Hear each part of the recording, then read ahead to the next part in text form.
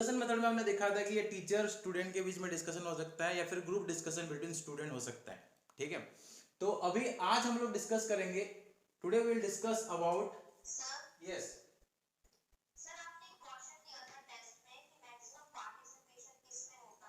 हाँ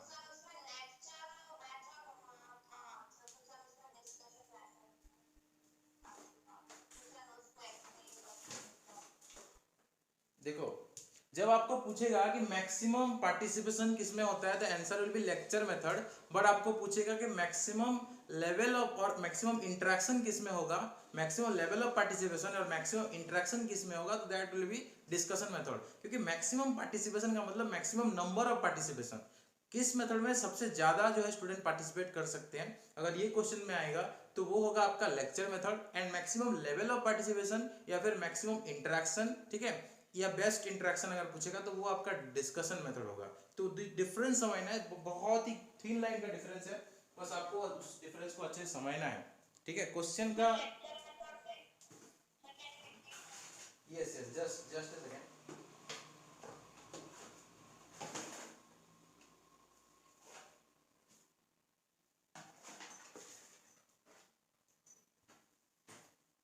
yes, I told कि maximum participation अगर पूछेगा आपको, means maximum number of students किस मेथड में अगर पार्टिसिपेट करते हैं ये पूछेगा, तो आंसर आपका होगा lecture method. Because lecture method large student के लिए होता है। मैंने आपको ये चीज पढ़ाया था, बेनिफिट्स ऑफ लेक्चर मेथड और एडवांटेज ऑफ लेक्चर मेथड में। ठीक है, एडवांटेज ऑफ लेक्चर मेथड हमने डिस्कस किया था यहाँ पे। हाँ, इसमें हमने डिस्कस किया था कि डिस्कस जो लेक्चर मेथड है लार्ज क्लासरूम के लिए। ठीक है, देखो, it is always good for large classroom and it also revise new idea. हमने देखा था कि लार्ज क्लासरूम मतलब ज्यादा स्टूडेंट अगर हैं तो उस केस में, अगर बहुत सारे स्टूडेंट हैं तो उस केस में आपका लेक्चर मेथड सुइटेबल होता है। And maximum extent of participation या फिर मैक्सिमम लेवल ऑफ पार्टिसिपेशन या फिर बेस्ट पार्टिसिपेशन किसमें होता है अगर पूछेगा, इंटरेक्शन किसमें होता है वो पूछेगा, तो वो आपका होगा डिस्कशन मेथड। टीचिंग एप्टीट्यूड के ये खासियत है कि टीचिंग एप्टीट्यूड के क्वेश्चंस आपको बहुत आसान क्वेश्चन होते हैं लेकिन वो थोड़ा सा ट्रिकी कर देता है, उसमें आपको अपना दिमाग प्रॉपरली लगाना पड़ेगा। ठीक है, मैं आपको दिखाऊंगा किस तरह के क्वेश्चंस आते हैं, अलग अलग लेवल का क्वेश्चन मैं आपको बाद में दिखाऊंगा। अभी आरआईसी के मैं आपको दिखा देता हूँ, ये हर एक लेवल पे होता है। ठीक है, मैंने हर एक लेवल का अभी तक एग्जाम दिया हुआ है। मैंने सीटेट दिया है, पहले तो आरआई का दिया है, उसके बाद सीटेट, उसके बाद मैंने गेट का एग्जाम दिया है, उसके बाद मैंने यूजीसी नेट का एग्जाम दिया है। हर एक एग्जाम में मैंने देखा है, मतलब बेसिक से लेके टॉप लेवल का एग्जाम तक सारा एग्जाम दिया है। हर एक लेवल पे मैंने ये चीज देखा है कि टीचिंग एप्टीट्यूड एक ऐसा पेपर है जिसमें क्वेश्चंस बहुत सिंपल होते हैं लेकिन वो क्वेश्चंस को थोड़ा सा ट्रिकी कर देता है। आपके लेवल ऑफ अंडरस्टैंडिंग के ऊपर डिपेंड करता है एंड आपके वे ऑफ थिंकिंग, कितने डेप्थली आप उसको पढ़ रहे हो, कितने इन डेप्थ जाके आप उन क्वेश्चंस को देख रहे हो, वो आपको उस क्वेश्चन में आपको क्या करेगा, मतलब प्रॉपर आंसर आपके दिमाग में आएगा, नहीं तो गलत कर दोगे। ठीक है, मैं आपको कुछ दूसरे लेवल का क्वेश्चंस भी, मतलब तो थोड़ा हायर लेवल का क्वेश्चन भी दिखाऊंगा आपको। वो उन क्वेश्चन को पूरा प्रैक्टिस नहीं करना है आपको, मैं बस दिखाऊंगा आपके एक्सपीरियंस के लिए कि किस तरह से टीचिंग एप्टीट्यूड में क्वेश्चन आते हैं, किस तरह से जो है आपको वहां पे अटेंड करने हैं। मैं वो पीडीएफ्स वगैरह रेडी करूंगा एंड आपको दिखाऊंगा तब। ठीक है, अभी बस ये बता, हाँ, लेक्चर लेक्चर मेथड जो है उसका आंसर होगा मैक्सिमम पार्टिसिपेशन अगर पूछेगा तो लेक्चर मेथड मतलब मैक्सिमम नंबर ऑफ स्टूडेंट जहां पे पार्टिसिपेट करते हैं, और अगर मैक्सिमम एक्सटेंड ऑफ पार्टिसिपेशन बोलेगा तो डिस्कशन मेथड। तो आपको क्वेश्चंस को समझ के उसका आंसर करना है। ठीक है, क्लियर। एंड अकॉर्डिंगली अगर उसमें आंसर की में अगर आपका डिस्कशन मेथड लिखा हो तो वो गलत हो जाएगा, लेक्चर मेथड अगर उसमें है तो वो सही है। ठीक है, अकॉर्डिंगली आप मुझे भेज देना, अगर वो गलत होगा तो हम उसको रेक्टिफाई कर देंगे। ठीक है, उसके बाद हम लोग डिस्कस करेंगे, आज हम लोग डिस्कस करेंगे प्रोग्राम इंस्ट्रक्शन मेथड। ये थोड़ा सा न्यू मेथड है, मतलब ये जो है ये बिल्कुल भी आपका ट्रेडिशनल मेथड में नहीं आता है। प्रोग्राम इंस्ट्रक्शन मेथड जो है ये पूरा न्यू मेथड है। ठीक है, program instruction method is one of the new और one of the you can say modern method. इसमें क्या होता है, it is one of the improvised method of teaching invented by B F Skinner. B F Skinner एक educational psychologist थे जिन्होंने teaching method के ऊपर, टीचिंग टेक्निक्स के ऊपर बहुत सारी चीज बताया था। वो हम आगे जाके पढ़ेंगे इन सब चीज को, मतलब अभी तो नहीं, आरआईसी के प्रिपरेशन में तो उतना यूजफुल नहीं है। ठीक है, जब आप आरआई में पढ़ोगे तब आपको हेल्प करेगा सीटेट के लिए, ठीक है। बीएफ स्किनर का थ्योरी के ऊपर क्वेश्चन पूछता है, वो थोड़ा थोड़ा हम देखेंगे, बस थोड़ा सा आइडिया आपको दे देंगे, ठीक है।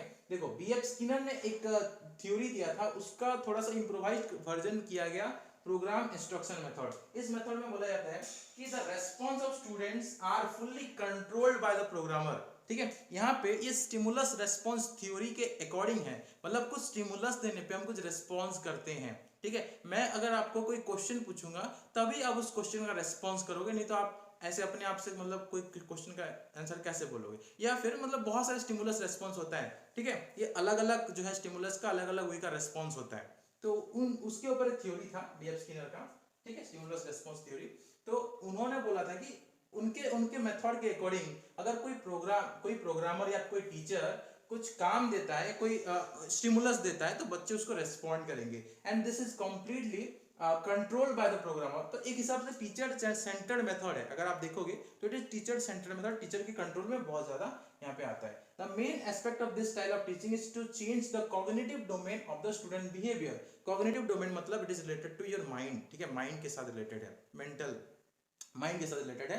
कैसे वो कॉग्निटिव डोमेन में मतलब माइंड का कैसे इन्वॉल्वमेंट करते हैं, ठीक है, cognitive domain of the student behaviour. And in this method the students do not have any freedom to respond. यहाँ पे देखो this is not a democratic method. आपको बहुत बार क्वेश्चन पूछता है कि इनमें से कौन सा मेथड डेमोक्रेटिक है, ठीक है, या कौन सा अनडेमोक्रेटिक है।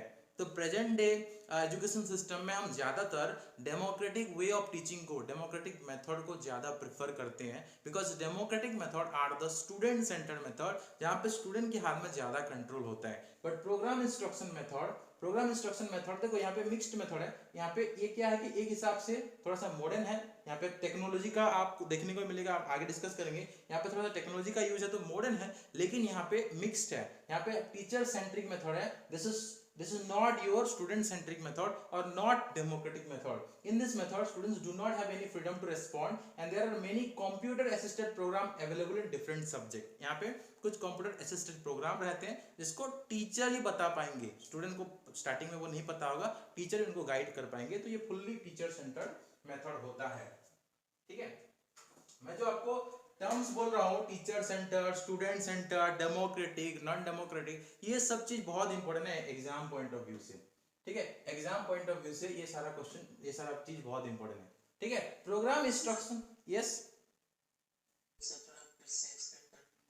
हाँ देखो प्रोग्राम इंस्ट्रक्शन मेथड क्या होता है, कोई प्रोग्राम दिया जाता है बच्चों को, ठीक है, कोई प्रोग्राम या कोई पर्टिकुलर कोई इंस्ट्रक्शन दिया जाता है और उसके अकॉर्डिंग बच्चों को काम करने के लिए बोला जाता है। तो जो प्रोग्राम टीचर उन बच्चों के लिए सेट करेंगे उसी के अकॉर्डिंग बच्चों को करना पड़ता है। इसलिए प्रोग्राम इंस्ट्रक्शन मेथड जो होता है वो टीचर सेंटर्ड मेथड होता है, क्योंकि ये टीचर के द्वारा फुल्ली कंट्रोल्ड है।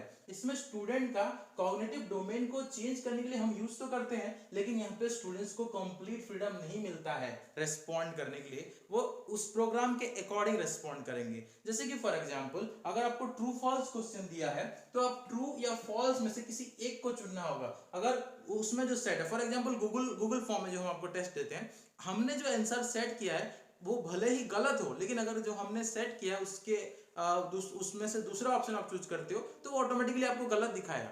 ये सुनो, भले ही आप सही हो, वो उसमें एरर हो सकता है, हमारे द्वारा कोई क्वेश्चन में गलती हो सकता है, लेकिन आप जो आंसर कर रहे हो वो उसमें गलत दिखाएगा, क्योंकि कंप्यूटर में वही फिट है। तो यही प्रोग्राम इंस्ट्रक्शन मेथड का एक एग्जांपल है।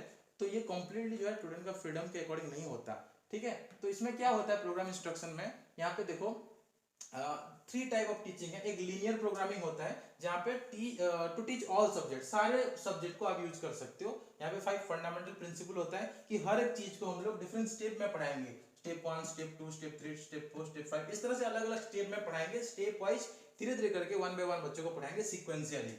उसके साथ साथ हम देखेंगे बच्चे वहाँ पे एक्टिवली रेस्पॉन्ड कर रहे हैं, तो बच्चों का एक्टिव रेस्पॉन्स या एक्टिव पार्टिसिपेशन को यहाँ पे ध्यान में रखा जाता है, ठीक है। इमीडिएट कंफर्मेशन यहाँ पे मिल जाएगा। जैसे कि फॉर एग्जांपल कोई भी काम कंप्यूटर में कर रहे हो तो आपको इमीडिएट कंफर्मेशन मिल जाएगा। जैसे मैंने बोला ट्रू या फॉल्स क्वेश्चन है, अगर आंसर ट्रू है, आपने ट्रू पे क्लिक किया तो आंसर करेक्ट दिखाएगा, ठीक है, ग्रीन दिखाएगा। अगर आप रॉन्ग क्लिक करते हो, ठीक है, वहां पे रेड दिखाएगा। तो इमीडिएट कंफर्मेशन मिल जाएगा आपके आंसर का।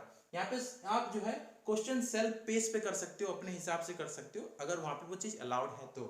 एंड यहाँ पे स्टूडेंट को टेस्ट करने के लिए ये यूज किया जाता है, ठीक है। स्टूडेंट को टेस्ट करने के लिए ये लीनियर प्रोग्रामिंग में, मतलब नॉर्मल टेस्ट सीरीज को आप याद करो, उसमें कोई भी सब्जेक्ट को इस तरह से अलग अलग स्टेप में अलग अलग क्वेश्चन आपको दिया जा सकता है, ठीक है। उसके बाद देखो ब्रांच प्रोग्रामिंग जो होता है, ये देखो ये टर्म्स इतना ज्यादा इंपॉर्टेंट नहीं है, लीनियर प्रोग्रामिंग, ब्रांच प्रोग्रामिंग, ये उतना ज्यादा इंपॉर्टेंट नहीं है, बस आप चीज समझो प्रोग्राम इंस्ट्रक्शन क्या होता है। ये जो ब्रांच प्रोग्रामिंग है, this method is used to in mechanical field, mechanical field में जो है इसको यूज किया जाता है, ठीक है, जहाँ पे मैकेनिकल चीज ज्यादा इन्वॉल्व होता है। और तीसरा मैथमेटिक्स होता है, मैथमेटिक्स में यहाँ पे चेन ऑफ एलिमेंट्स प्रेजेंट किया जाता है और डिफरेंट स्टेप्स में उन क्वेश्चंस को सॉल्व करके उन उन मतलब उस क्वेश्चन को सॉल्व करके लास्ट में अगर कोई थ्योरम है तो उसको प्रूव किया जाएगा, या फिर कोई क्वेश्चन तो नॉर्मल उसका सॉल्यूशन किया जाता है, ठीक है। तो इस तरह से ये चीज होता है, ठीक है। तो फर्स्ट स्टेप क्या होता है, first step is the what master level, while last step is the simplest level. मतलब आप जो है ये एक तरह से क्या है, एक कॉम्प्लेक्स टू सिंपल आप कर रहे हो, ठीक है, कॉम्प्लेक्स चीज को आप सिंपल बना के लास्ट में प्रूव कर रहे हो। जैसे कि फॉर एग्जांपल कोई मैथ का क्वेश्चन होता है, कोई मैथ का क्वेश्चन होता है, फॉर एग्जांपल आपको मान के चलो यहाँ पे क्वेश्चन दिया है x² + 2x + 3 = 0, देन x का वैल्यू निकालो, ठीक है। यहाँ पे देखो ये कितना डिफिकल्ट आपको दिख रहा है, तो ये क्या मास्टर लेवल है फॉर एग्जांपल, या थोड़ा कॉम्प्लेक्स लेवल है। आप जैसे लास्ट में सॉल्व करोगे, फॉर एग्जांपल x का वैल्यू कुछ निकलेगा, तो यहाँ पे ये सिंपल हो गया, तो आप लास्ट स्टेप में सिंपलेस्ट एलिमेंट में जाओगे, ऊपर आपका क्या है मास्टर लेवल या कॉम्प्लेक्स लेवल रहता है। तो आप धीरे धीरे करके स्टेप बाय स्टेप उसको सॉल्व करते हो। एक पर्टिकुलर फॉर्मूला यहाँ पे यूज होता है जो प्रोग्रामर ने सेट किया है। फॉर एग्जांपल यहाँ पे इन जो स्टेप्स में आप जो थ्योरम के अकॉर्डिंग या फिर आपका कोई फॉर्मूला, अलजेब्रा का कोई फॉर्मूला यूज करके उस स्टेप तक पहुंचोगे, तो वो ऑलरेडी सेट था, वो फॉर्मूला को आपको यूज करना पड़ा, ठीक है। प्रोग्राम इंस्ट्रक्शन का मतलब सेम इसी तरह का होता है, जिसमें कुछ सेट होता है, कोई इंस्ट्रक्शन सेट होता है या कोई प्रोग्राम उसमें फिट किए जाते हैं, और जो टीचर या प्रोग्रामर फिट करते हैं उसी के अकॉर्डिंग स्टूडेंट को आंसर करना पड़ता है। क्या एडवांटेज है प्रोग्राम सेंटर्ड मेथड का, देखो थोड़ा सा डिफिकल्ट है, प्रोग्राम सेंटर्ड ज्यादा क्वेश्चन में नहीं आता, लेकिन हमने इसको इंक्लूड किया है ताकि अगर हाई लेवल पे आए तो समझ में आ जाएगा आपको, अगर कभी मतलब इन फ्यूचर भी कभी पढ़ते हो तो, ठीक है। आरआईसी में प्रोग्राम मेथड ज्यादा नहीं पूछता है, लेकिन फिर भी इंक्लूड किए हैं हम इसको एज ए इंपॉर्टेंट मेथड मान के। फॉलोइंग आर द एडवांटेज, क्या क्या एडवांटेज है प्रोग्राम सेंटर्ड या फिर प्रोग्राम इंस्ट्रक्शन मेथड का, कि देखो the main emphasis is on student involvement in the process. यहाँ पे प्रोसेस को बच्चे स्टेप बाय स्टेप समझते हैं, स्टेप बाय स्टेप समझते हैं, एंड यहाँ पे कोई फिक्स टाइम इंटरवल नहीं रखा जाता। ये जो चीज है इसको आराम से बच्चों के लिए डिजाइन करके छोड़ देते हैं, बच्चे उसको रिपीटेडली अपने पेस, हमने सेल्फ पेस देखा था, तो सेल्फ पेस में बच्चे आराम से उसको एनी टाइम उसको सीख सकते हैं, क्योंकि ये प्रोग्राम ऑलरेडी उसमें सेट कर दिया गया है। क्योंकि ये प्रोग्राम ऑलरेडी सेट है तो बच्चे कभी भी उसको ओपन करके अपने हिसाब से देख सकते हैं, इसमें कोई फिक्स्ड टाइम नहीं है, ठीक है। And student are exposed only for correct response, अगर उनको करेक्ट रेस्पॉन्स मिलेगा तभी उनको यहाँ पे जो है आगे वो, फॉर एग्जांपल कोई स्टेप आपने कर दिया, ठीक है, अगर फॉर एग्जांपल 5 स्टेप के लिए 5 पेजेस हैं, तो अगर किसी भी स्टेप में आप गलती करते हो तो वहां आपका खत्म हो जाएगा, उस लेवल के आगे नहीं बढ़ पाओगे। तो यहाँ पे करेक्ट रेस्पॉन्स पे ही आपको क्या होता है जो है, students are exposed only for the correct responses, ठीक है, करेक्ट रेस्पॉन्स के लिए आपको एक्सपोज किया जाता है। Immediate confirmation of the result is provided to the student and also feedback to wrong answer is provided. Immediate confirmation जो है मिल जाता है, जैसे मैंने आपको बोला कि वहां पे इमीडिएट कंफर्मेशन मिल जाएगा। जैसे मैंने ट्रू फॉल्स क्वेश्चन में अगर आंसर ट्रू है तो ट्रू में आंसर मिलेगा, मतलब वहां पे ग्रीन दिखाएगा, अगर फॉल्स है तो आपको वहां पे, अगर आपने गलत जगह पे टिक किया तो वहां पे रेड दिखाएगा, ठीक है, या फिर मार्क्स वहां पे नहीं मिलेंगे। Just a minute, just 1 minute.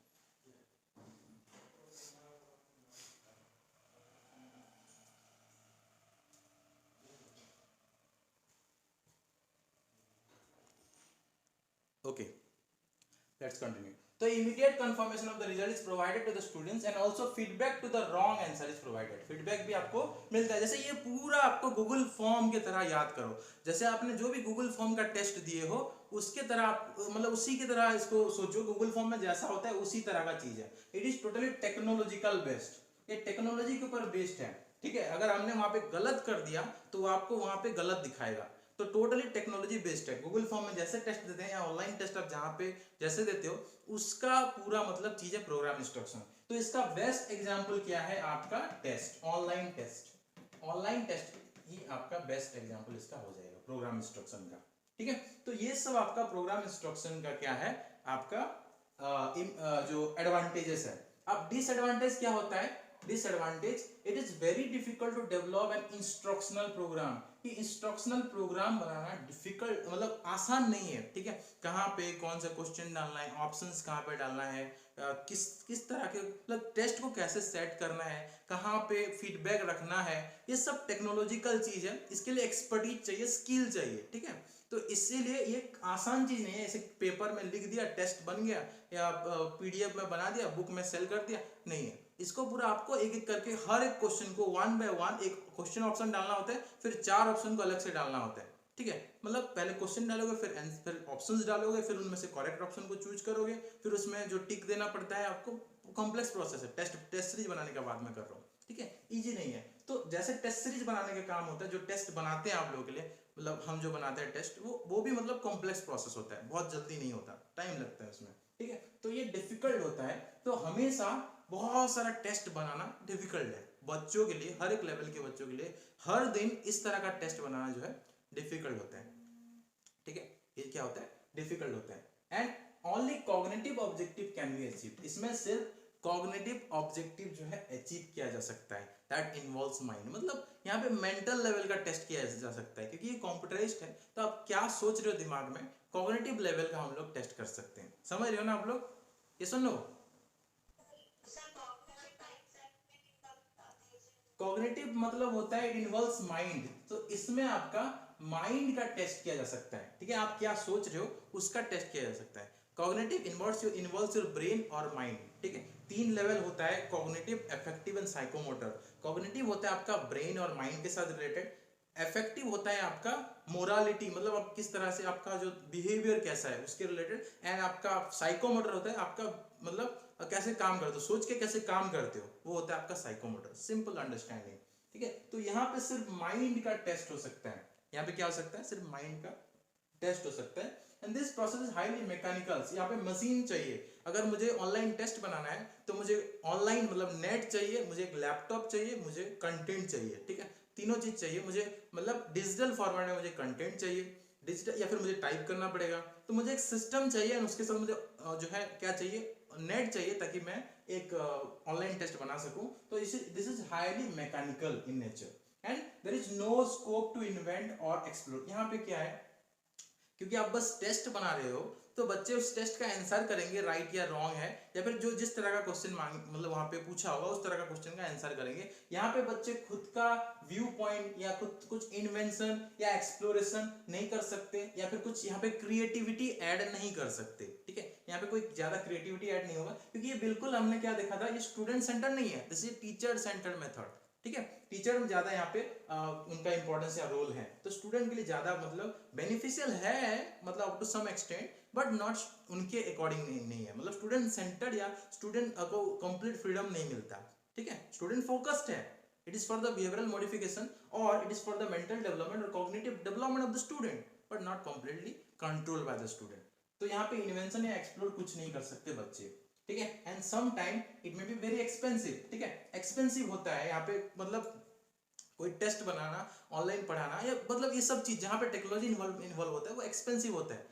मतलब फॉर एग्जांपल मान के चलो, मैं जो आपको ऑनलाइन क्लास कर रहा हूँ, मेरे पास कोई सेटअप है, जैसे फॉर एग्जांपल ये बोर्ड है, या जिस फोन से मैं पढ़ा रहा हूँ वो कॉस्टली है, मतलब वो चीज मतलब कुछ तो उसके लिए खर्चा लग रहा है। लेकिन अगर आप ऑफलाइन क्लासरूम में पढ़ाओगे, व्हाइट बोर्ड में पढ़ाओगे, ज्यादा खर्चा नहीं है, ठीक है। तो यहाँ जब टेक्नोलॉजी का इन्वॉल्वमेंट होता है वहां पे थोड़ा सा कॉस्टली होता है, तो that's why it is very expensive sometime, ठीक है। जैसे कि फॉर एग्जांपल जो टेस्ट बनाएगा उसके लिए एक सिस्टम चाहिए, प्रॉपर इंटरनेट चाहिए, ताकि वो टेस्ट बना पाएगा। जो टेस्ट बनाएगा वो उसके अंदर एक्सपर्टीज चाहिए, अकॉर्डिंगली वो सैलरी लेगा, ठीक है। और उसके साथ साथ जो मतलब ऑनलाइन क्लासेस फॉर एग्जांपल कर रहे हैं, तो जो इक्विपमेंट चाहिए ऑनलाइन क्लास के लिए, या फिर जो कंटिन्यूस इंटरनेट चाहिए, वो भी सब कुछ चाहिए। तो इन सब चीज की वजह से ये चीज जो है थोड़ा एक्सपेंसिव होता है as compare to the physical classroom. लेकिन फिजिकल क्लासरूम उसका क्या है, फॉर एग्जांपल आप गवर्नमेंट स्कूल में पढ़ा रहे हो तो गवर्नमेंट का सब कुछ है, बस आपको जाना है वहां पे खड़े होकर पढ़ाना है।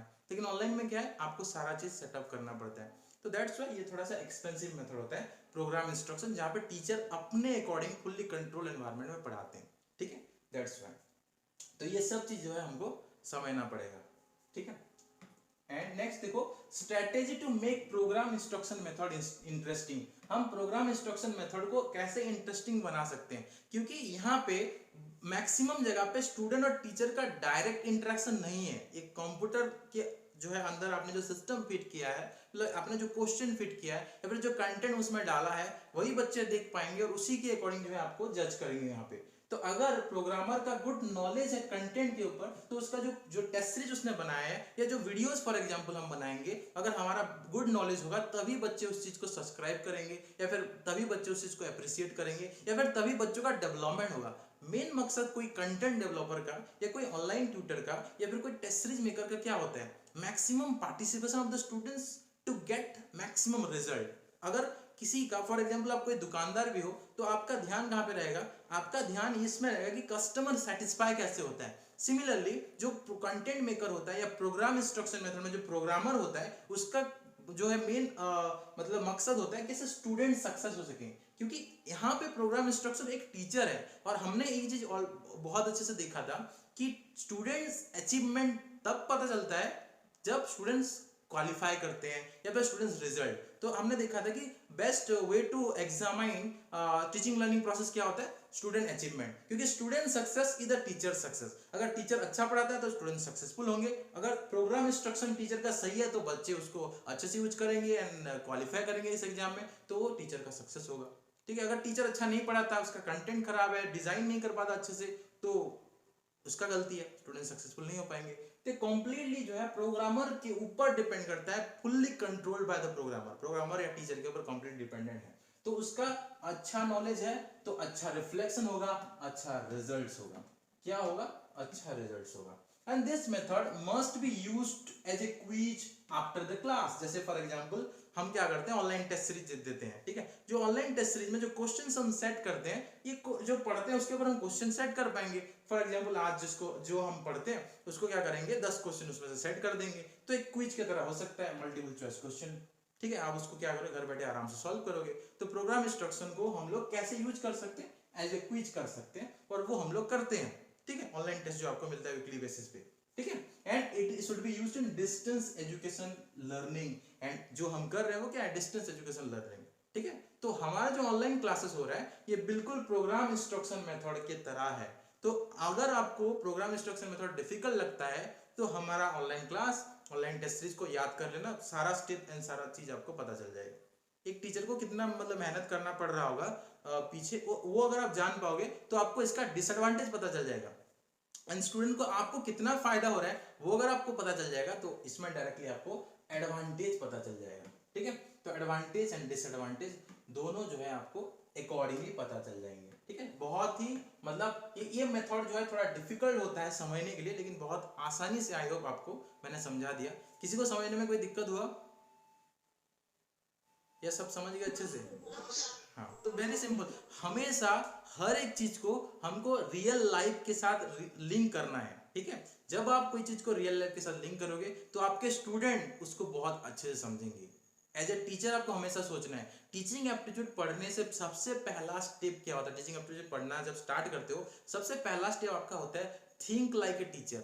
आपके अंदर टीचिंग इंस्टिंक्ट लाओ, आप मेरे जैसा सोचो। फॉर एग्जांपल आप किसी टीचर को जज करना चाहते हो तो उस केस में आपको एज ए टीचर पहले सोचना पड़ेगा कि उस टीचर को क्या मतलब उसमें प्रॉब्लम हो रहा होगा, या इस टीचर ने कितना मेहनत किया होगा कि ये ऐसा पढ़ा रहा है, या फिर इसको क्या सीखने के लिए मिला होगा तो जो ऐसा पढ़ा रहा है, या फिर ये कैसे इतना अच्छा एग्जाम्पल दे पा रहा है, या फिर इतना बुरा एग्जाम्पल क्यों दे रहा है, मैं होता तो कैसा एग्जाम्पल देता। मतलब हर एक जगह पे आपको सोचना पड़ेगा रियल लाइफ सिचुएशन में।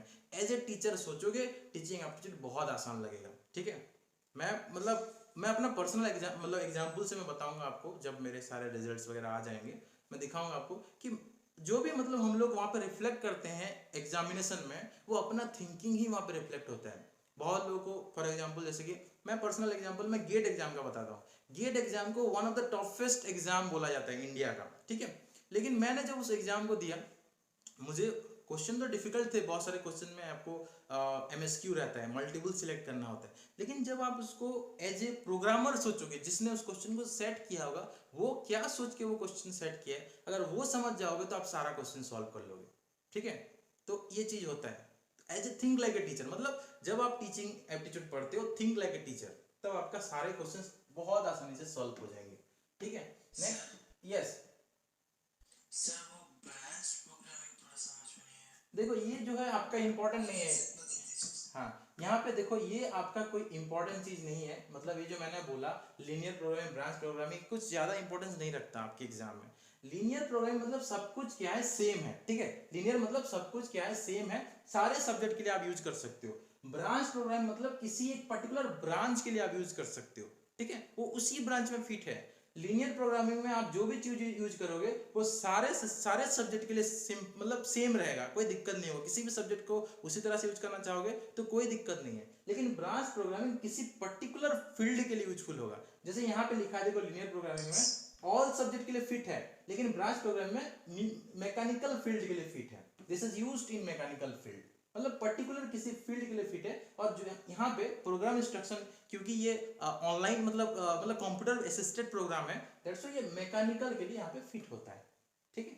मैथमेटिक्स जो है तुम्हारा मैथमेटिक्स के लिए फिट है, तो ये ज्यादा कुछ इंपॉर्टेंट नहीं है, बस समझना है, ठीक है। ये तुम्हारा कॉमन है, ये ब्रांच्ड है, और ये सिर्फ मैथमेटिक्स के लिए है, ठीक है, क्योंकि मैथ्स में बहुत सारे कॉम्प्लेक्स फॉर्मूला रहते हैं, उसी के अकॉर्डिंग आपको समझना है, ठीक है। देखो ये तो yes yes teacher centred method है, फोकस्ड है, स्टूडेंट फोकस्ड मेथड है, लेकिन टीचर सेंटर्ड मेथड है। मतलब this is mixed one, this is neither completely traditional और नीदर कंप्लीटली मॉडर्न। मॉडर्न है but not student centred, modern obviously, not traditional, sorry, this is completely modern one but not completely teacher centred, not completely student centred, ठीक है। मतलब mixed one है, मतलब जहां पे student focused तो है लेकिन टीचर के लिए टीचर सेंटर ज्यादा है। स्टूडेंट फोकस्ड मतलब है, लेकिन इसमें स्टूडेंट को फ्रीडम नहीं मिलता, that's why it is called teacher centred method. आपको वो चीज समझना पड़ेगा, it is a teacher centred one. तो हमने देखा ये हम डिस्टेंस लर्निंग के लिए, जैसे हम गूगल मीट में अभी पढ़ाई कर रहे हैं, गूगल फॉर्म में ऑनलाइन टेस्ट दे रहे हैं, उस सब चीज के लिए बहुत ज्यादा क्या है, यूजफुल है, ठीक है। उन सब चीज के लिए क्या है, बहुत ज्यादा यूजफुल है। लेकिन अगर आप रियल लाइफ क्लासरूम में पढ़ाओगे तो कैसे करोगे? If it is applied in the classroom, teacher must be present in the class. And class में जब बच्चे टेस्ट दे रहे हैं, ठीक है, कंप्यूटर में टेस्ट दे रहे हैं, तो उस टाइम में टीचर को वहां पे प्रेजेंट रहना पड़ेगा बच्चों का परफॉर्मेंस को चेक करने के लिए, ठीक है। तो क्लास में अगर पढ़ा रहे हो तो टीचर का प्रेजेंस वहां पे रहना चाहिए, तभी टीचर यहाँ पे इंस्ट्रक्शन प्रोवाइड कर सकते हैं कि ये ऐसे करो, उसको ऐसे करो, प्रोग्राम का जो इंस्ट्रक्शन है वो प्रोवाइड कर सकते हैं, ठीक है। ओके, अब देखो next is your heuristic method. Next method क्या है आपका? ह्यूरिस्टिक मेथड है, ठीक है। ह्यूरिस्टिक मेथड अगेन थोड़ा सा नाम सुन के आपको डिफिकल्ट लगेगा, लेकिन इसको भी इजीली समझते हैं। ह्यूरिस्टिक मेथड क्या होता है? ये ट्रायल एंड एरर थ्योरी, जो साइकोलॉजिकल प्रिंसिपल में ट्रायल एंड एरर थ्योरी है उसके जैसा है, ठीक है, उसके ऊपर बेस्ड है। ट्रायल एंड एरर क्या होता है? हम क्या करते हैं, कोई क्वेश्चन को सोचते हैं ये ऐसा होगा कि ऐसा होगा, चलो करके देखते हैं, ठीक है, ट्रायल करते हैं, करके देखते हैं कि चलो ऐसा होगा, नहीं होगा तो दोबारा करेंगे, तो ट्रायल एंड एरर है। एक बार करते हो फेल होता है तो दोबारा करोगे, ट्रायल एंड एरर मेथड इसी को बोलते हैं, ठीक है। तो ह्यूरिस्टिक मेथड क्या है? ट्रायल एंड एरर मेथड है। One of the prerequisite for this method is logical and imaginative thinking. अगर आपका लॉजिकल एंड इमेजिनेटिव थिंकिंग है, अगर आपका क्रिएटिव माइंडसेट है, ठीक है, अगर आपका माइंड जो है क्रिएटिव है, क्रिएटिव माइंडसेट है, तो आप फास्टर इसको कर सकते हो and it will be most economical for you. आपके लिए टाइम खर्चा नहीं होगा, पैसा खर्चा नहीं होगा, फास्टर आप कर सकते हो अगर आप सही सोचोगे। क्योंकि ये ट्रायल एंड एरर है, आपको यहाँ पे बार बार करने का मौका मिलेगा, लेकिन आप अगर आपका क्रिएटिव माइंडसेट है तो एक ही बार में लॉजिकल और इमेजिनेटिव थिंकिंग को यूज करते हुए आप इसको कर दोगे, जिसमें आपका इकोनॉमिकल है, पैसा ज्यादा खर्चा नहीं होगा, टाइम ज्यादा खर्चा नहीं होगा एंड फास्ट हो जाएगा। इस मेथड में टीचर क्या करते हैं? Teacher gives the learner questions and ask them to find out the solution by using various techniques like library, laboratory, ये सब, ठीक है। यहाँ पे क्या होता है? टीचर लर्नर को क्वेश्चन पूछते हैं और उनको बोलते हैं कि सॉल्यूशन फाइंड आउट करो। कैसे फाइंड आउट करोगे? आप जाओगे लाइब्रेरी में या लेबोरेटरी में। लाइब्रेरी में क्या होगा? लाइब्रेरी में जाओगे, बुक ढूंढोगे, इस बुक में है, ढूंढते हैं, इस बुक में नहीं मिला, दूसरा बुक में जाओगे, ढूंढोगे, नहीं मिला। जैसे for example student of the year का जो पहला मूवी था, वो लोग जो जब उनको जो एक गेम उनको खेलते हैं, क्या बोलते हैं उस गेम को? आरआई में भी होता है, वो गेम का नाम मैं भूल गया। जब एक चैलेंज होता है, क्लू मिलता है और उसको ढूंढ के वहां तक पहुंचते हैं, क्या बोलते हैं उसको? कोई treasure Hunt, yes, treasure Hunt. ये आरआई में भी होता है, ठीक है, बहुत अच्छा लगता है। ट्रेजर हंट जो है, ट्रेजर हंट क्या है? वो ढूंढते हैं, वो ट्रायल एंड एरर करते हैं। लाइब्रेरी में जाएंगे, ढूंढेंगे, ये बुक में नहीं है, दूसरा बुक में ढूंढेंगे, यहाँ ढूंढेंगे, वहां ढूंढेंगे, ठीक है, सर पटकेंगे, कहाँ है, कहाँ क्या आंसर हो सकता है, सोचो सोचो, ठीक है, ये होता है। आरआई भुवनेश्वर में भी हमारे टाइम में ट्रेजर हंट हुआ था, एंड बहुत अच्छा लगता है ट्रेजर हंट, ठीक है। तो जब आप आरआई ज्वाइन करोगे तो आपके टाइम में भी होगा। और ये एक चीज की आप खुद कंडक्ट करा सकते हो, ठीक है। यहाँ पे स्टूडेंट का पावर होता है कि स्टूडेंट जो भी इवेंट चाहे वो एकेडमिक कंसल्टेंट के साथ कंसल्ट करके वो करा सकते हैं, ठीक है। तो मैं आपको ये सजेशन दे रहा हूँ, आरआई में सब हो पाता है, तो आप जब भी आरआई जाते हो तो आप अपने ग्रुप के साथ बात करके ट्रेजर हंट कराना बहुत अच्छा लगता है, ठीक है। तो यहाँ पे देखो, लाइब्रेरी या लेबोरेटरी में आप क्या करते हो, आप ट्रायल एंड एरर करते हो। लेबोरेटरी में फॉर एग्जांपल आपको छोड़ दिया गया, टीचर आपको छोड़ देते हैं सॉल्यूशन ढूंढने के लिए, आप क्या करोगे, इस केमिकल को एक्सपेरिमेंट करोगे, उसको एक्सपेरिमेंट करोगे। फिर भी वहां पे टीचर थोड़ा रहेंगे आपको देखने के लिए, ताकि गलत केमिकल का एक्सपेरिमेंट ना कर दो, ब्लास्ट वगैरह ना हो जाए, ठीक है। लेकिन यहाँ पे ट्रायल एंड एरर आपको करने के लिए मौका मिलता है। And this teaching strategy, yes, देखो वही टर्म का अगर आप मीनिंग समझने का कोशिश करोगे तो आपको यहाँ पे मतलब हमेशा गलती होगा, ठीक है। टर्म का प्रॉपर मीनिंग समझने का कोशिश करोगे तो मतलब नहीं मिलेगा। जैसे कि फॉर एग्जांपल कोई बहुत बड़ा टर्म दे दिया, वहां देख के हम घबरा जाएंगे, ठीक है। तो हमेशा टर्म का मीनिंग को याद मत रखो, always try to understand the thing.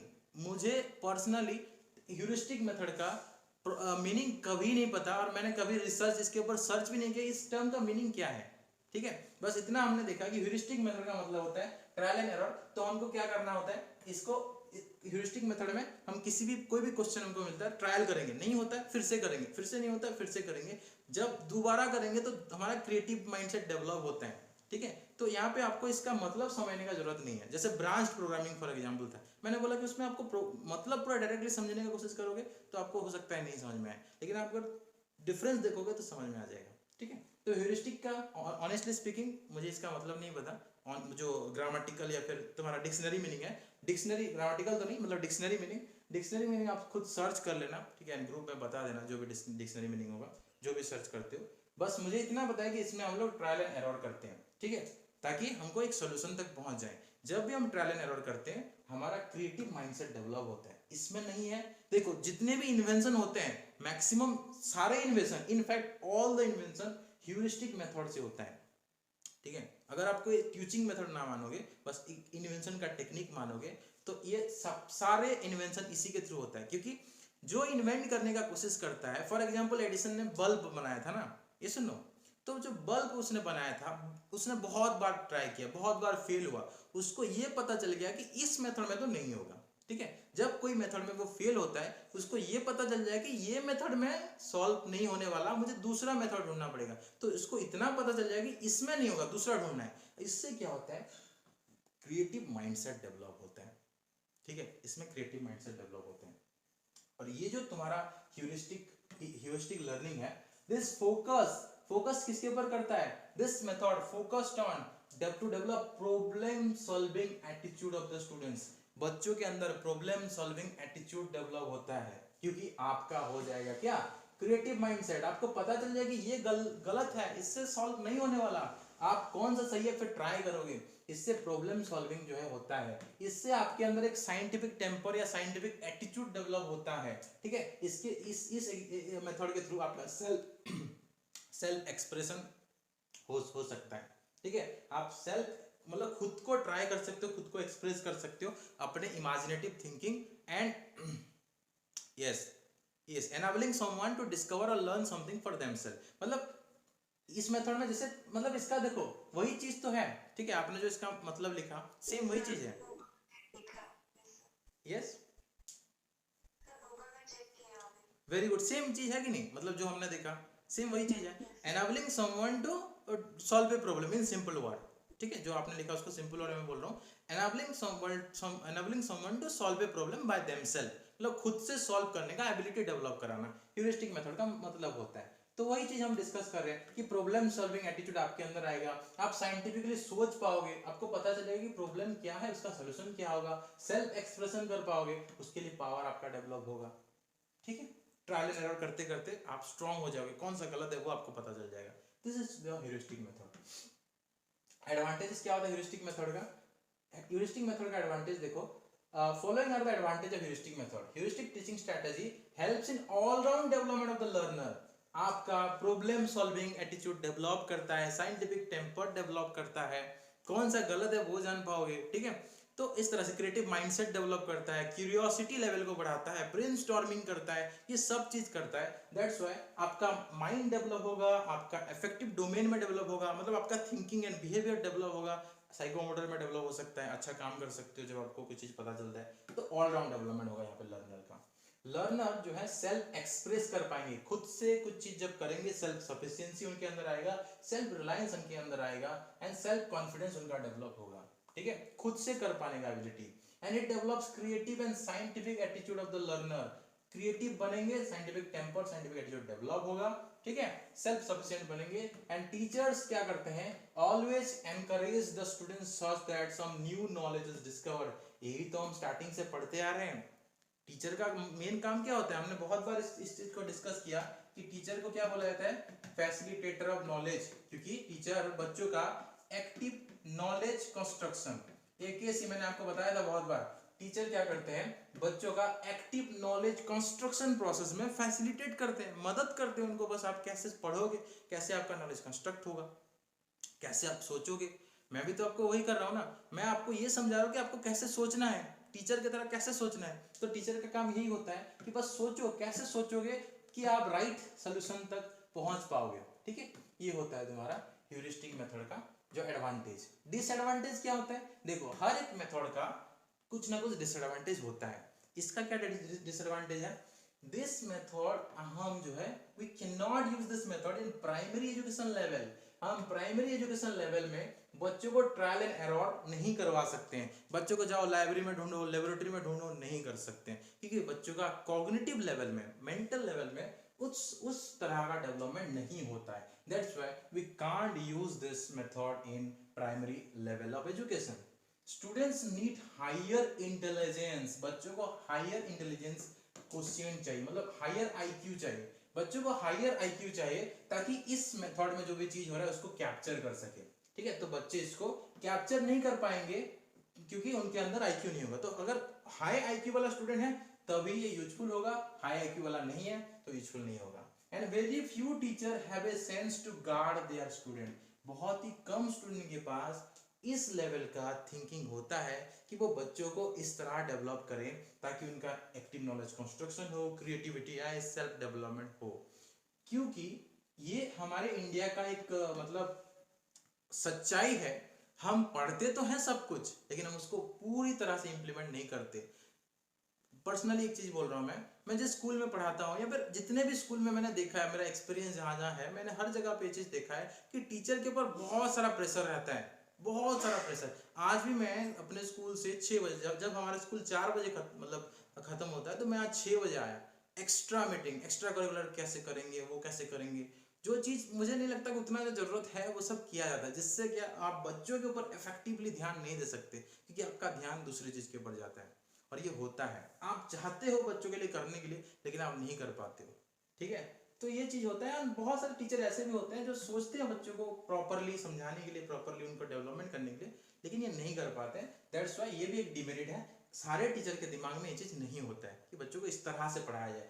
क्योंकि मैंने आपको स्टार्टिंग में ही बोला था, जैसे बच्चों के अंदर इंडिविजुअल डिफरेंस होता है उस तरह से एक टीचर, बहुत सारे टीचर के बीच में भी इंडिविजुअल डिफरेंस होता है। एक टीचर दूसरे टीचर के जैसा नहीं सोचता, ठीक है। सारे टीचर एक जैसे नहीं सोचते, सबका थिंकिंग अलग अलग होता है, ठीक है। सबका थिंकिंग जो है अलग अलग होता है, सब अलग अलग मेथड यूज करते हैं, ठीक है। अब देखो आगे पढ़ते हैं, strategy to make heuristic method more interesting. हम लोग ह्यूरिस्टिक मेथड को और इंटरेस्टिंग कैसे बना सकते हैं। One problem can have solution by using different method. जैसे आनंद कुमार सुपर 30 एक है, आपको पता होगा, सुपर 30 के ऊपर मूवी भी है, उसमें आनंद कुमार जो मतलब है, ये मैं बस रियल लाइफ एग्जांपल बता रहा हूँ, मैं नॉर्मल एग्जांपल से समझा सकता हूँ, लेकिन जब जब कोई बंदा बहुत अच्छा काम करता है तो उसको मतलब हमेशा रेस्पेक्ट करना चाहिए। आनंद कुमार सुपर 30 कोचिंग के जो मतलब फाउंडर हैं, ठीक है, उसमें उन्होंने बताया था, इनके साथ मतलब मैंने पर्सनल इंटरेक्शन भी किया है। जब मैं एक बार प्रिपरेशन कर रहा था, मैं आप जो मुझे स्टार्टिंग से फॉलो कर रहे हैं उनको पता होगा कि मैंने 12th के बाद 1 साल का ड्रॉप लिया था मेडिकल प्रिपरेशन करने के लिए। तो मैं आकाश में पढ़ाई कर रहा था, उस टाइम में सुपर 30 कि फाउंडर आनंद कुमार आए थे और हमारे साथ मुलाकात हुआ था आकाश के स्टूडेंट्स के साथ, तो वहाँ पे मैं भी गया था। तो यहाँ पे वो बता रहे थे कि एक प्रॉब्लम को 30 वे में, मतलब 20-30 वे में सॉल्व करते थे।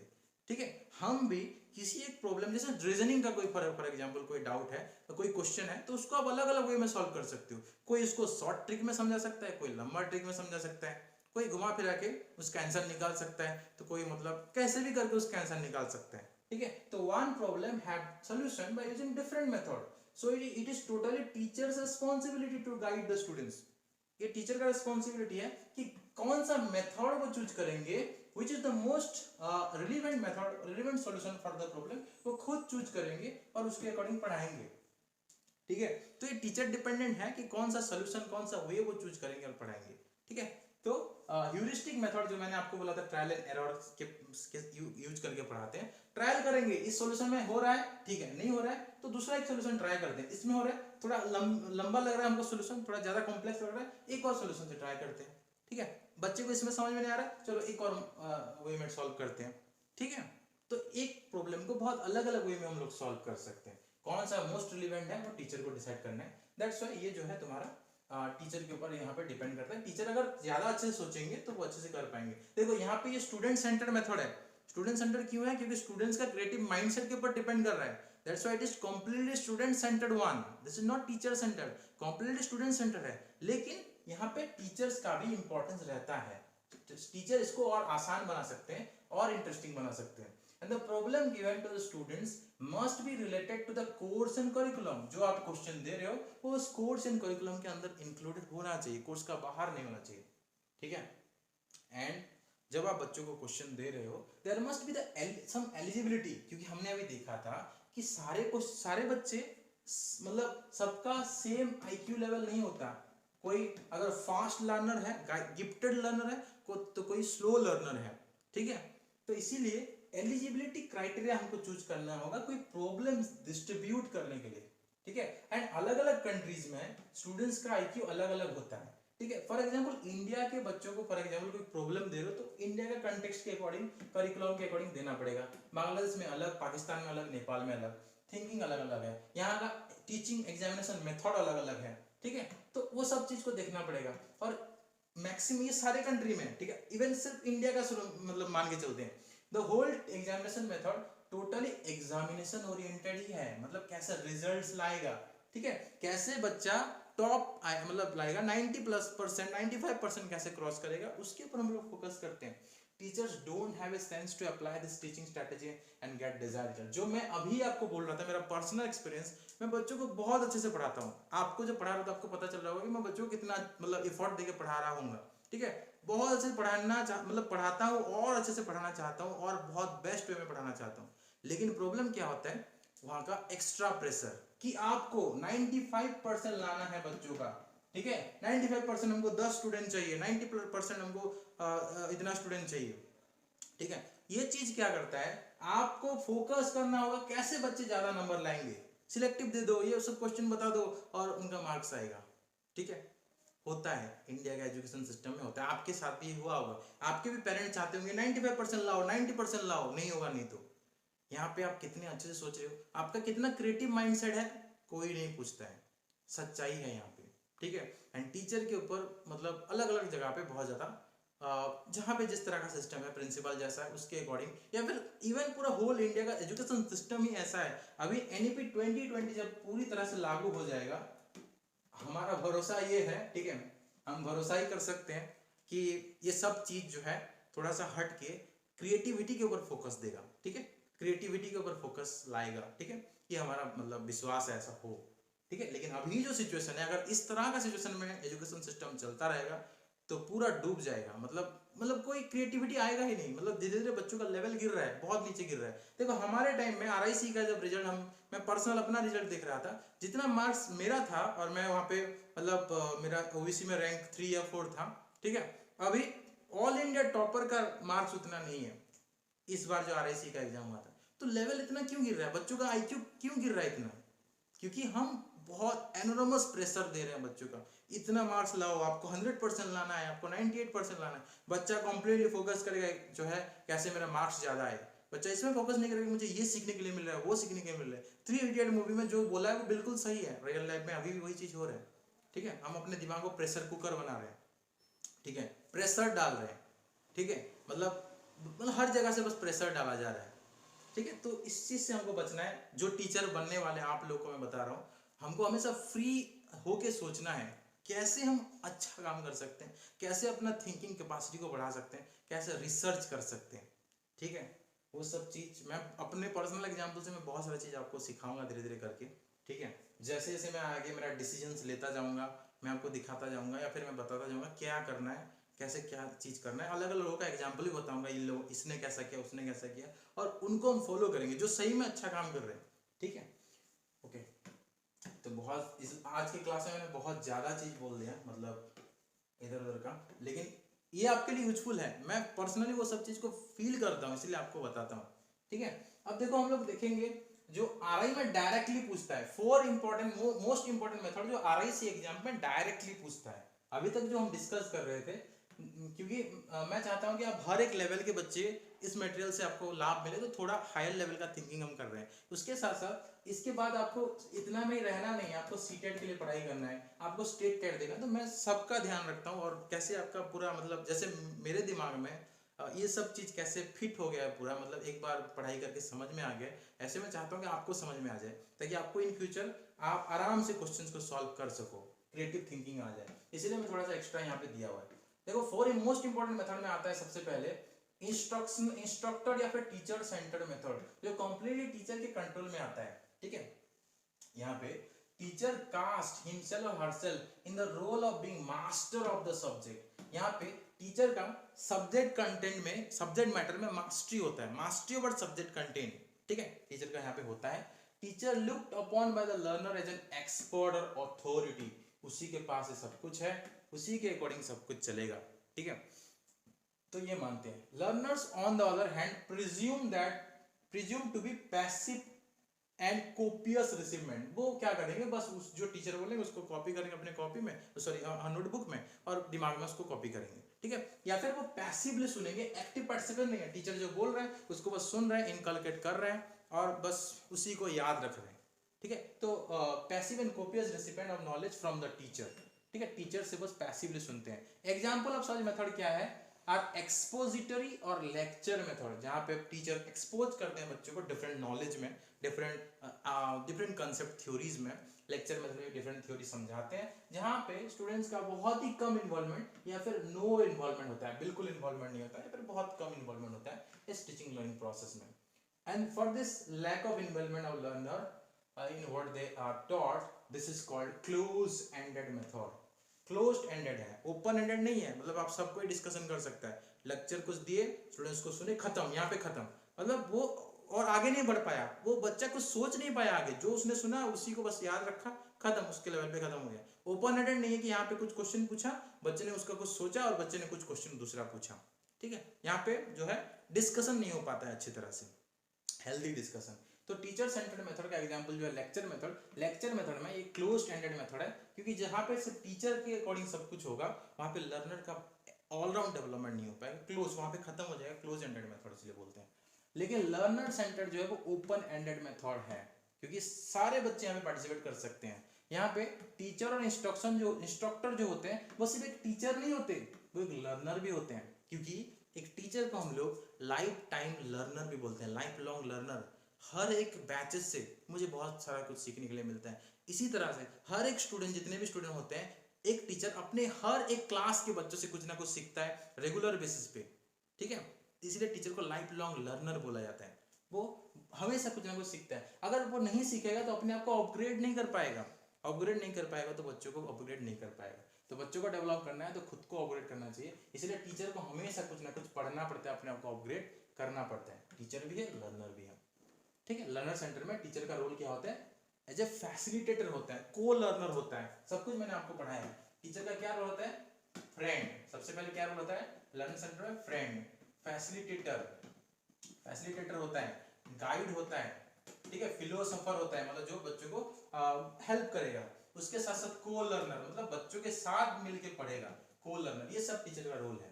ठीक है, तो टीचर का डुअल रोल होता है, टीचर और लर्नर दोनों का।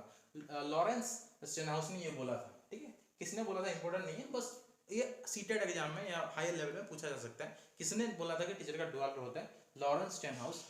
आरआई के एग्जाम में इंपॉर्टेंट नहीं है, ठीक है। सो उन्होंने बोला था कि teacher has a dual role as learner as well, so that in the classroom extend rather than constrict. यहाँ पे बच्चों को कॉन्स्ट्रिक्ट या थिंकिंग को कॉन्स्ट्रिक्ट नहीं कर रहा है, बच्चों का इंटेलेक्चुअल हॉराइजन को एक्सपांड कर रहा है या एक्सटेंड कर रहा है। क्योंकि टीचर सिर्फ बोलेंगे, बच्चे कुछ अपना थिंकिंग अपना व्यू पॉइंट नहीं रख पाएंगे, तो वो थिंकिंग वहीं पे खत्म हो जाएगा। एक ही आदमी का थिंकिंग वहाँ पे इन्वॉल्व है।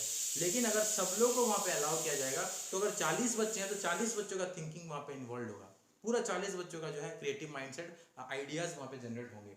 तो इससे इंटेलेक्चुअल हॉराइजन क्या होता है, एक्सटेंड्स होता है, ठीक है। The teacher also learns new things every day which he or she did not know in the process of teaching, and the teacher become a resource, एक resource बनते हैं rather than an authority। एक authority नहीं बनते teacher, एक resource बनते हैं, एक resource person बनते हैं जिनके पास बहुत सारा resource है और वो हमेशा अपग्रेड होता रहता है, ठीक है। और ये लर्नर सेंटर जो मेथड होता है, the learner centre method are, learner centre method क्या होता है, लर्नर सेंटर मेथड एग्जांपल देखो, डिस्कशन मेथड, क्योंकि बेस्ट एग्जांपल क्या है, डिस्कशन। यहाँ पे टीचर कुछ क्वेश्चन पूछते हैं बच्चों से, बच्चे फिर टीचर से कुछ क्वेश्चन पूछते हैं, इस तरह से एक्टिव पार्टिसिपेशन होता है, दोनों यहाँ पे इन्वॉल्व है, एक्टिव पार्टिसिपेशन यहाँ पे होता है। Discovery learning method, discovery approach, inquiry approach, इसमें भी क्या होता है, डिस्कवर करते हैं, टीचर स्टूडेंट मिलकर डिस्कवर करते हैं, ग्रुप डिस्कशन दोनों है, इंक्वायरी मेथड भी लर्नर सेंटर है, ठीक है, ये सब चीज है। And the hills model of learning through discussion, एक लर्निंग थ्रू डिस्कशन जिसको हिल्स मॉडल भी बोलते हैं, हिल बोल के आदमी ने, एजुकेशनल साइकोलॉजिस्ट ने उसको दिया था, तो उसको हिल्स मॉडल बोलते हैं। और इसमें डिटेल में जाने का कोई जरूरत नहीं है। हिल्स मॉडल अगर पूछता है, आरआईसी में तो नहीं पूछेगा, सीटेड या सीयूईटी में पूछ सकता है, तो यहाँ पे बोलोगे hills model is the learning through discussion, learning through क्या है, डिस्कशन है, ठीक है। कंटेंट फोकस्ड मेथड क्या होता है, content focused method, in this category of method both, हाँ अब नेक्स्ट मेथड की तरफ चलते हैं ना, मैं बस पॉज नहीं दिया, डायरेक्टली बोल रहा हूँ। हमने अभी दो मेथड देखा, हमने देखा टीचर सेंटर्ड मेथड जहाँ पे टीचर ही सब कुछ है, ठीक है, तो उसमें लॉस होता है बिकॉज वो क्लोज एंडेड मेथड है। दूसरा हमने देखा लर्नर सेंटर्ड मेथड, जितने कितने सारा बेनिफिट हमने देखा, टीचर का रोल हमने देखा, ये ओपन एंडेड है, यहाँ पे ओपन डिस्कशन होता है, और सबसे इंपॉर्टेंट चीज एक्टिव पार्टिसिपेशन यहाँ पे होता है। तीसरा मेथड जो है वो है तुम्हारा content focused method. Content focus method क्या करता है, कंटेंट की सब्जेक्ट कंटेंट के ऊपर फोकस करता है। In this category of method both the teacher and the learner have to fit into content that is taught, ठीक है। यहाँ पे जो कंटेंट है उसके अकॉर्डिंग आपको फिट होना पड़ता है, कंटेंट के अकॉर्डिंग आपको फिट होना पड़ता है। And generally this means the information and skill to be taught are regarded as the sacrosanct, सबसे पवित्र या सबसे इंपॉर्टेंट है, सबसे टॉप प्लेस पे किसको रखा जाएगा, जो इंफॉर्मेशन स्किल जिसके ऊपर डिस्कशन होगा वही सब कुछ है, and that is the most important thing. तो ये सबसे ज्यादा प्रायोरिटी यहाँ पे कंटेंट के ऊपर दिया जा रहा है, that's why it is called content focused method. And a lot of emphasis is laid to on the clarity and careful analysis of the content। जो भी कंटेंट है, फॉर एग्जांपल कोई भी कंटेंट, कोविड-19 मान के चलो, उसके ऊपर complete and careful analysis with complete clarity यहाँ पे रहेगा। और both the teacher and the learner cannot alter and become critical of anything to do with the content। जो भी कंटेंट होगा उसको हार्म नहीं पहुंचा सकते, मतलब कंटेंट जो है उसी के ऊपर ही फोकस्ड रहेंगे, इधर उधर वो जो है नहीं डाइवर्ट होंगे, कंटेंट के ऊपर कंप्लीट जो है फोकस करेंगे, ठीक है। सैक्रोसैंक्ट का मतलब होता है, एक्चुअल मतलब होता है पवित्र होता है, लेकिन यहाँ पे तुम्हारा होगा सबसे टॉप होगा, ठीक है। सैक्रोसैंक्ट मतलब सबसे ऊपर है, ठीक है। Content is completely supreme. An example of this method is which subordinate the interest of teacher and learner to the content, that is program learning approach या program instruction method। जो मैंने आपको बताया प्रोग्राम सेंटर्ड मेथड, यहाँ पे जो मैंने आपको बताया था ना, प्रोग्राम सेंटर्ड मेथड में मैंने आपको क्या बताया, अगर कंप्यूटर में हमने उसको राइट दिया है, भले ही वो गलत है तो वो राइट को ही आंसर मानेगा। यहाँ पे कंप्यूटर उसको चेंज नहीं कर सकता ऑटोमेटिकली, हमको मैन्युअली बाद में चेंज करना पड़ेगा। तो यहाँ पे प्रोग्राम इंस्ट्रक्शन मेथड में जैसे कंटेंट के ऊपर ध्यान दिया जाता है, आप उसको चेंज नहीं कर सकते। हमने देखा था ना प्रोग्राम लर्निंग मेथड में, वो आपका एक्टिव इन्वॉल्वमेंट होगा, लेकिन आप उसमें क्रिएटिविटी नहीं डाल सकते, हमने डिस्कस किया था, जो भी वहां पे आंसर है वही मानना पड़ेगा आपको, ठीक है। मतलब वही दिखाएगा कंप्यूटर में, मानना नहीं पड़ेगा, मतलब दूसरा गलत दिया तो आप गलत बोल सकते हो, लेकिन वहां पे गलत ही दिखाएगा, गलत हमने पुट किया तो गलत ही दिखाएगा, सही है तो सही दिखाएगा, आप गलत हो तो वहां पे बोल देगा यू आर रॉन्ग। तो जो कंटेंट वहां पे फिक्स किया है उसी कंटेंट के अकॉर्डिंग हमको वहां पे रहना पड़ता है, ठीक है। हमने यहाँ पे देखा था both the teacher and student have to be fit, have to fit, हमको उसके अकॉर्डिंग फिट होना पड़ेगा। तो प्रोग्राम इंस्ट्रक्शन मेथड जो है तुम्हारा कंटेंट फोकस मेथड में आ जाता है, ठीक है। उसके बाद देखो तुम्हारा नेक्स्ट मेथड जो है वो है interactive participative method, interactive participative method. This is the fourth category, borrow a bit from the other three category. यहाँ पे तीनों कैटेगरी से थोड़ा थोड़ा लिया जाता है, क्योंकि ये फोकस करता है तुम्हारा एक्टिव पार्टिसिपेशन के ऊपर, जो सबसे इंपॉर्टेंट है, ठीक है। टीचिंग लर्निंग प्रोसेस में सबसे इंपॉर्टेंट चीज होता है आपका एक्टिव पार्टिसिपेशन, ठीक है। तो यहाँ पे तीनों मेथड से कुछ ना कुछ लेता है without necessarily laying Mphasis on unduly either the learner और कंटेंट और टीचर। किसी के ऊपर ज्यादा इंपॉर्टेंस नहीं देता, ना ही ये लर्नर के ऊपर ज्यादा इंपॉर्टेंस देता है, ना ही ये कंटेंट के ऊपर और ना ही ये टीचर के ऊपर, किसी के ऊपर ज्यादा इंपॉर्टेंस नहीं देता, सबके ऊपर इक्वल इंपॉर्टेंस देता है और सब लोगों को यहाँ पे एक्टिवली इन्वॉल्व करता है। दीज मेथड जो भी जितने भी मेथड इंटरेक्टिव या पार्टिसिपेटिव मेथड होते हैं, they are driven by situational analysis, जहां पे टीचर स्टूडेंट मिलके क्या करेंगे, उस सिचुएशन को या उस प्रॉब्लम को एनालिसिस करेंगे properly, what is the most appropriate thing for us to learn or do now given the situation of learner and teacher। तो जो भी मोस्ट अप्रोप्रिएट थिंग होगा ये सब लोग मिलके एक्टिवली पार्टिसिपेट करेंगे, मतलब कंटेंट का यूज करेंगे, टीचर और स्टूडेंट दोनों अपना मतलब दिमाग लगाएंगे और कौन सा यहाँ पे सही सोल्यूशन होगा उसको ढूंढने का कोशिश करेंगे, ठीक है। And they require a participatory understanding of varied domains and factor. हर एक डोमेन्स का, हर एक फैक्टर्स का यहाँ पे ध्यान रखना पड़ता है, ठीक है। हर एक डोमेन्स का एंड हर एक फैक्टर का यहाँ पे क्या करना पड़ता है, ध्यान रखना पड़ता है, ठीक है, क्लियर। तो ये तुम्हारा हो जाता है क्या, इंटरैक्टिव मेथड। यहाँ पे सारे चीज को इन्वॉल्व किया जाता है एंड एक्टिव पार्टिसिपेंट्स के साथ सब लोग मिलके कौन सा मोस्ट अप्रोप्रिएट है उसको सोचते हैं प्रॉपर एनालिसिस के साथ। तो इसमें किसी का ज्यादा इंपॉर्टेंस, किसी का ज्यादा रोल नहीं है, सबका बराबर का रोल है। जितना इंपॉर्टेंट एक टीचर है उतना ही इंपॉर्टेंट स्टूडेंट है, ठीक है। तो यहाँ पे टीचर बस क्या होता है, एक गाइड होता है या फिर एक फ्रेंड होता है या फैसिलिटेटर होता है, ठीक है, क्लियर। तो दिस इज योर इंटरैक्टिव या पार्टिसिपेटरी मेथड। तो हमने आरआईसी के एग्जाम में जो 4 मेथड इंपॉर्टेंट है उसके बारे में डिस्कस किया, ठीक है। आगे हम लोग थोड़ा डिटेल समरी मैं आपके साथ डिस्कस कर दूंगा, ठीक है, और फिर हम आगे और नेक्स्ट टॉपिक्स को डिस्कस करेंगे, ठीक है। बहुत सारा चीज मैंने आपको बताया एंड ये जो मेथड्स मैंने आपको बताया बहुत सिंपल थे, लेकिन कुछ कुछ जगह पे आपको थोड़ा डिफिकल्ट जो है लग सकता है, लेकिन ज़्यादा डिफिकल्ट नहीं है। जो मैंने आपको समझाया ये मेरे हिसाब से मैं जो सोचता हूँ लाइफ लॉन्ग आपके दिमाग में रह जाना चाहिए, थोड़ा रिवाइज करोगे तो लाइफ लॉन्ग आपके दिमाग में रह जाएगा। टीचिंग एप्टीट्यूड एक ऐसा चीज़ है जो सबसे आसान है अगर आप उसको अच्छे से ध्यान से समझते हो। If you understand it properly then it will be in your mind for life long, ठीक है, लाइफ लॉन्ग आपके दिमाग में रहेगा एंड हर एक लेवल का एग्जाम आप कर पाओगे। Discussion of last test we will do in the next class, ठीक है। Thank you for reminding me. Next class में हम लोग लास्ट टेस्ट जो हुआ था उसका डिस्कशन करेंगे, ठीक है। यस, इंग्लिश का मैं जो कर रहा हूँ पहले वो कंप्लीट कर लेते हैं, फिर गुरक्षित सर जो है अभी कुछ काम में बिजी हो गए हैं, तो मैं जितना भी पोर्शन है अभी इंग्लिश का क्लास भी मैं करूँगा। कल जो है मैं जो मैंने बोला था आपको जो 7 टॉपिक है वो मैं पढ़ाऊँगा और वो जो स्पेसिफिक टॉपिक है वो पढ़ाएंगे। डोंट वरी, मैं देखो इंग्लिश के लिए एक जो दूसरे टीचर इसीलिए हैं ताकि मुझे दूसरे काम में टाइम देना पड़ता है। अभी मैं आप लोगों के लिए फ्री हूँ, मैं जितना मेरे पास टाइम है, क्योंकि मैं कुछ दिन बाद फिर मैं बिजी हो जाऊँगा, ठीक है। तो इसीलिए मैं जितना नॉलेज मुझे आपको देना है, आपके साथ शेयर करना है, पहले मैं सारा चीज़ आपके साथ शेयर कर दूंगा, ठीक है। ऐसा मत समझना कि मैं इंग्लिश एक और टीचर इंग्लिश में है तो मुझे नहीं आता, ऐसा नहीं है, ठीक है। इंग्लिश मेरा सबसे बेस्ट सब्जेक्ट था, है ना, मैं बोल रहा हूँ, मतलब जब आरआईसी के एग्जाम तक, ठीक है, आरआई के एग्जाम तक, इवन सीटेट के एग्जाम तक इंग्लिश मेरा बेस्ट सब्जेक्ट था। लेकिन जब मैं सीटेट वगैरह दिया और आरआई में आगे बढ़ा, आरआई के बाद तो मेरा बेस्ट सब्जेक्ट जो है एजुकेशन बन गया। कैसे बना इसका भी स्टोरी है, बाद में मैं आपको बताऊंगा, ठीक है। ये बाय चांस बन गया, मतलब ऐसा नहीं कि मतलब मैं बहुत ज़्यादा पढ़ाई करता था। हाँ, जब भी मैं पढ़ता था इस सब्जेक्ट को तो मैं ध्यान से पढ़ता था, ठीक है। आरआई में जो 4 साल का कोर्स होता है वहाँ पे बहुत सारे स्टूडेंट ऐसे होते हैं कि जो उनका कोर सब्जेक्ट होता है उसको बहुत ज़्यादा ध्यान देते हैं, लेकिन जब भी मेरा एग्जाम होता था मैं कम से कम ये सोचता था कि कभी ना कभी तो काम में आएगा, टीचर बनना है तो टीचिंग एप्टीट्यूड तो पूछेगा ही। तो मैं उन सब्जेक्ट को सेमेस्टर से पहले थोड़ा अच्छे से पढ़ लेता था, एटलीस्ट अच्छे से नोट्स बना लेता था, तो उसमें मेरा बहुत सारा चीज़ याद रह गया। और आगे का कहानी फिर आगे आपको पता चलेगा, ठीक है।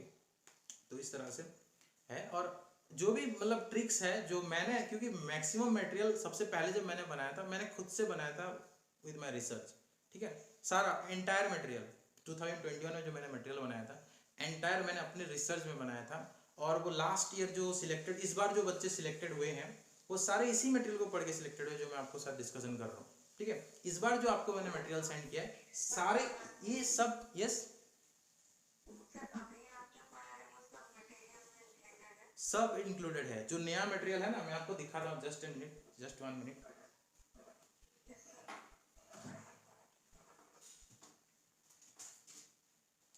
जो मैं आपके साथ डिस्कशन कर रहा हूँ वो सारा चीज इसमें है, ठीक है। बस हमने बहुत सारा चीज एक्स्ट्रा इंक्लूड कर दिया है ताकि आपको दूसरे एग्जाम के लिए फिर कोई दूसरा टीचिंग एप्टीट्यूड बुक अगर अच्छा नहीं मिलता तो आपको प्रॉब्लम ना हो। जैसे कि फॉर एग्जाम्पल यहाँ पे लिखा है स्टेट बीएड रहता है, स्टेट बीएड, कोई कोई स्टेट बीएड का एग्जाम देता है या कोई और एग्जाम देता है, सीटेट का एग्जाम देता है, सीयूईटी का एग्जाम देता है, तो उसमें भी काम में आना चाहिए। तो उसी के अकॉर्डिंग जो भी चीज़ हो सकता है, जो भी मेरे दिमाग में है, जो मुझे इंपॉर्टेंट लगता है, सब कुछ यहाँ पे हमने इंक्लूड किया है, ठीक है। तो जैसे कि मैं फॉर एग्जाम्पल, हाँ हाँ, डोंट वरी डोंट वरी, हाँ उसके लिए चिंता मत करो, मैं बस दिखा देता हूँ, जिनके पास पहुँच गया उनको पता होगा, लेकिन जिनके जिनके पास नहीं पहुँचा है वो मैं आपको दिखा देता हूँ यहाँ पे, ठीक है। ये तो मटेरियल तो मतलब कंप्लीट कंटेंट तो मेरा है, डिज़ाइन मेरे टीम ने किया है, ठीक है। मतलब क्या कहाँ कौन सा चीज़ रहना चाहिए। ये देखो आज हम लोग डिस्कस कर रहे थे प्रोग्राम इंस्ट्रक्शन मेथड, ठीक है। यहाँ पे दिया हुआ है प्रोग्राम इंस्ट्रक्शन मेथड, जो भी हमने डिस्कस किया सब कुछ है। लीनियर प्रोग्रामिंग में देखो लिखा हुआ है 5 स्टेप यहाँ पे लिखा हुआ है। फिर तुम्हारा ब्रांच प्रोग्रामिंग है, मैथमेटिक्स है, ठीक है। एडवांटेज ऑफ प्रोग्राम इंस्ट्रक्शन है, यहाँ पे सब कुछ लिखा है। जो हमने डिस्कस किया वही सारा चीज़ है, ठीक है। हमने कोई चीज़ को हटाया नहीं है, सब कुछ है, हमने ऐड किया है बहुत सारा चीज़। एंड जो सबसे पहली बार जो मटेरियल बनाया था उसमें तो रिसर्च तो मेरा बहुत प्रॉपर था, लेकिन मेरे पास टाइम कम था, तो मैं बस उसको क्या किया था कंपाइल करके अब उस लेवल पे जितना हम इन्वेस्टमेंट कर सकते हैं उस इन्वेस्टमेंट में स्पाइरल बाइंडिंग में बनाया था। जब ऑर्डर्स बहुत सारे आने लगे तो हमको उतना मतलब घर में बनाना डिफिकल्ट होता है, तो हमने ऑर्डर दे दिया। और जब कहीं दूसरी जगह पे बाहर ऑर्डर देते हो तो उसको एक प्रॉपर स्ट्रक्चर बनाना चाहिए, तो इसीलिए मैंने इसके लिए टीम हायर किया और उन्होंने बनाया, ठीक है। तो लेकिन कंटेंट सब कुछ सही है, मैंने इसको पूरा देखा है, डोंट वरी फॉर दैट, ठीक है। जो भी यहाँ पे हम डिस्कस कर रहे हैं वो सब कुछ उसमें है, कोई भी एक्स्ट्रा मतलब कोई भी चीज़ मतलब डिलीट नहीं है, ठीक है। आपको बहुत सारा चीज़ एक्स्ट्रा मिलेगा लेकिन वो सब कुछ है यहाँ पे, ठीक है। डोंट वरी फॉर दैट, चिंता मत करो। तो मटेरियल आपके कल के क्लास का टाइमिंग मैं बता दूंगा, ठीक है। मैं अगर if possible I will take it in the morning, अगर नहीं होगा तो मैं आपको इवनिंग का टाइम बता दूंगा, ठीक है। अर्ली मॉर्निंग में कर सकते हो क्या आप लोग? अर्ली मॉर्निंग 7 बजे, 7-8 बजे कर सकते हो ना? तो मैं आज क्लास के बाद थोड़ा देर मैं कुछ काम करता हूँ, फिर मैं आपको इन्फॉर्म कर देता हूँ एग्जैक्ट टाइमिंग क्या होगा, वो 8 बजे के आसपास रखेंगे, ठीक है। ओके, तो मैं एग्जैक्ट टाइमिंग इन्फॉर्म कर दूंगा ग्रुप में।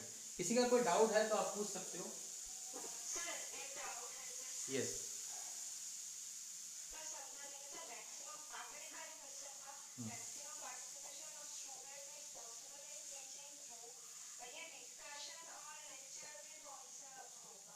देखो मैक्सिमम पार्टिसिपेशन ऑफ स्टूडेंट, अगर देखो अगर वहाँ पे लेक्चर में अगर देखो वहाँ पे तुमको नंबर पूछेगा, ठीक है, उसका सेंस को समझना है।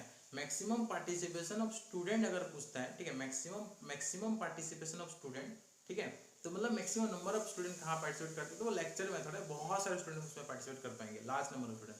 मैक्सिमम एक्सटेंड ऑफ पार्टिसिपेशन अगर पूछता है, maximum extend of participation of student अगर पूछता है, मतलब कितने लेवल पे, कितने डेप्थ में जाके या कितने अच्छे से प्रिपरेशन कर रहे हैं वो पूछ रहा है, या पार्टिसिपेट कर रहे हैं वो पूछ रहा है, तो वो डिस्कशन मेथड होता है, क्योंकि डिस्कशन मेथड में एक्टिव इन्वॉल्वमेंट होता है स्टूडेंट का, तो वो थोड़ा सा जो है डिफरेंस होता है।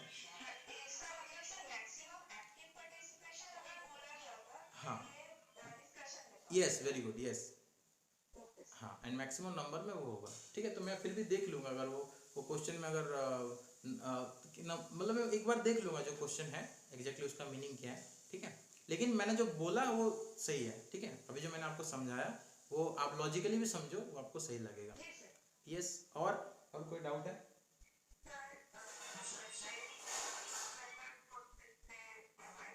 कंटेंट सेंटर मेथड क्या होता है? जैसे फॉर एग्जांपल हम कोई टॉपिक पढ़ रहे हैं तो हम उस टॉपिक को बहुत ज़्यादा ध्यान देंगे, ठीक है। टॉपिक से इधर उधर नहीं जाएंगे, वहाँ पे क्रिएटिविटी क्यूरियोसिटी ज़्यादा यूज नहीं कर पाएंगे। जैसे हम देख रहे थे प्रोग्राम सेंटर मेथड, ठीक है। हम फॉर एग्जाम्पल टीचिंग एप्टीट्यूड का कोई टेस्ट दे रहे हैं, ठीक है। तो टीचिंग एप्टीट्यूड टेस्ट में जो क्वेश्चन है उसी का ही आंसर हमको करना है, ठीक है। प्रोग्राम इंस्ट्रक्शन में मैंने बोला था कि हम क्या करते हैं, टेस्ट देते हैं, मेनली बच्चों को टेस्ट करते हैं। तो जो टेस्ट में जो क्वेश्चन है उसी का ही आंसर हमको करना है। हम अपने हिसाब से कोई ऐसे नहीं लिख सकते, कोई क्रिएटिव राइटिंग नहीं लिख सकते, ठीक है। मतलब हमारा क्रिएटिविटी क्यूरियोसिटी का कोई यूज नहीं होगा कंटेंट फोकस्ड मेथड में, क्योंकि वो प्रोग्राम इंस्ट्रक्शन जैसा है। जो प्रोग्राम इंस्ट्रक्शन जो हमने समझा सिमिलर चीज है तुम्हारा कंटेंट फोकस मेथड में, ठीक है। एंड आफ्टर दिस क्लास मैं इसका रिकॉर्डेड वीडियो भेज दूंगा, जिसको कहीं पे भी डाउट है उसको देखना। और जैसे कंटेंट फोकस में क्या समझाया मैंने, इसमें क्या समझाया तुम्हारा प्रोग्राम इंस्ट्रक्शन में, और उसको पूछना नेक्स्ट क्लास में अगर समझ में नहीं आया। अभी भी पूछो जो भी डाउट है, कोई दिक्कत नहीं, you can ask. Yes yes, Narayan बोलो। मॉर्निंग में करते हैं कल, ठीक है। Okay, I will inform you the timing, okay. हाँ, 8 बजे के आसपास, ठीक है। 10 से पहले कंप्लीट हो जाएगा, 10 बजे से पहले कंप्लीट हो जाएगा, ठीक है। Yes, we will try to do 7:30, ठीक है। 7:30 से ट्राई करेंगे, नहीं तो 9 बजे तक कंप्लीट हो जाएगा, ठीक है। ओके, तो 7:30 को करेंगे, ठीक है। तो 7:30 को करेंगे, मैं फिर से ग्रुप में टाइमिंग बता दूंगा, okay. So thank you everyone. You can, if you have any doubt, you can ask. Otherwise, you can leave the class. Class is over.